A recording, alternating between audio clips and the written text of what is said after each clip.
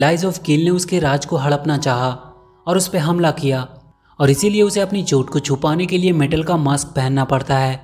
पर अब वक्त आ गया है कि वो गहुल्स पे हमला करके वो सब हासिल करे जो कभी उसका था और सारी दुनिया पे सिर्फ प्योर वंश का राज हो। वहाँ क्लड के साथ इग्लेंटे भी थी।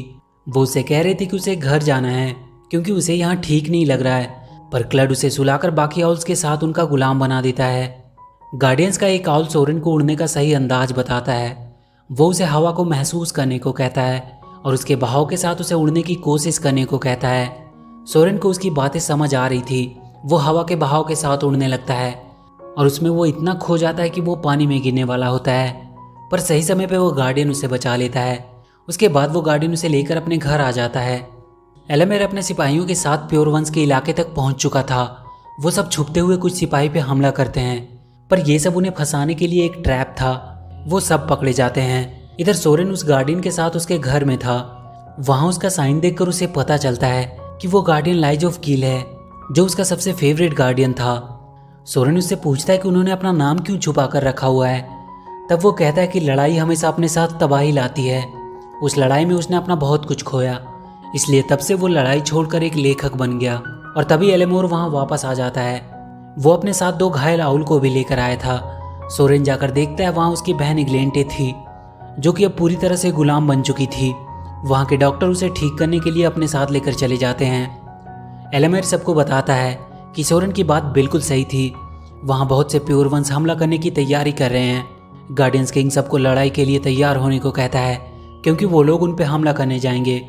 सोरेन ली से कहता है कि वो भी उसके साथ आना चाहता है, पर वो उससे कहता है कि वो यहीं रहकर अपने बहन का अच्छे से देखभाल करे।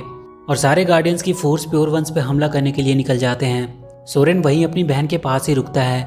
वो गार्डियंस वहां पहुंचकर एक एक करके सारे टाइटोस को मारने लगते हैं और इधर इग्लेंटे को तब तक होश आ जाता है। वो सोरेन से कहती है कि क्लड ने ही उसे वहां गुलाम बनाया था और उसी ने उसे एलेमेर को यहाँ लाने के लिए दिया था। सोरेन समझ जाता है कि एलेमेर भी उनके साथ मिला हुआ है और ये सब गार्डियंस को फंसाने का उनका प्लान है। वो तुरंत उन्हें बचाने के लिए वहां से निकल जाता है। उसके साथ गिल्फी, डिगर और ट्वाइलाइट भी थे। इधर सारे गार्डियन को वो उस मेटल फ्लेक्स की मदद से कैद कर लेते हैं क्योंकि वो सारे फ्लेक्स की पावर को झेल नहीं पा रहे थे। नायरा वहां के सारे बैट्स को उन्हें मारने के लिए भेजती है क्योंकि उन बैट्स पे उस फ्लेक्स का कोई असर नहीं होता था। और उसके बाद हाई टाइटोस धोखे से एलेमेर को भी मार देता है। सोरेन भी अब तक वहां पहुंच गया था, पर वो चाहकर भी कुछ नहीं कर सकता था।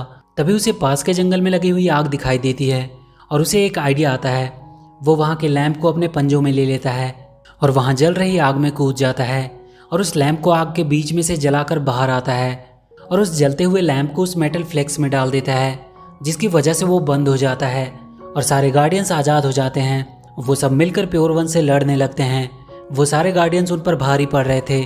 तभी सोरेन देखता है कि क्लड भी लड़ने आ रहा है। वो उसे रोकने जाता है, पर क्लड उस पर हमला कर देता है और उसे जंगल की आग की तरफ फेंक देता है। सोरेन उसे समझाने की कोशिश कर रहा था कि वो गलत लोगों का साथ दे रहा है, पर क्लड उससे कहता है कि वो उसकी तरह कमजोरों की जिंदगी नहीं जी सकता। वो सोरेन पे हमला करके उसे आग में गिराने की कोशिश करने लगता है, पर इसमें वो खुद अपने हाथों से ही आग में गिरकर मारा जाता है।